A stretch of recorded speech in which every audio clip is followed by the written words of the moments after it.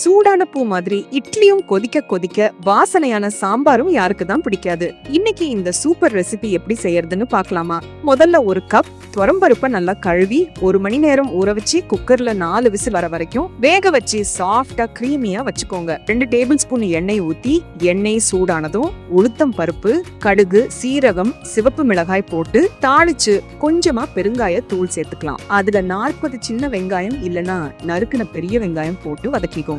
அடுத்து 4 கீறின பச்சை மிளகாய், கருவேப்பிலை, 4 பழுத்த தக்காளியை நறுக்கி சேர்த்து நல்லா மிக்ஸ் பண்ணிக்கலாம். இப்போ மஞ்சள் தூள், உப்பு, 1 கப் தண்ணி சேர்த்து கலந்து கடாய மூடி கொதிக்க விடுங்க. அடுத்து வெந்த பருப்பை கலக்கி ஊத்தி சாம்பார் தூள் யூஸ் பண்ணாம 3 டேபிள் ஸ்பூன் கொத்தமல்லி தூள் சேருங்க. இதுதான் அந்த ஃப்ரெஷ்ஷான ஹோம்லி ஃபிளேவருக்கான சீக்ரெட். 5 நிமிஷம் நல்லா சிம்மர்ல வச்சு கொதிக்க விடுங்க. சூடான சாம்பாரை சாஃப்டான இட்லி மேல ஊத்தி நல்லா ரசிச்சு ருசிச்சு சாப்பிடுங்க.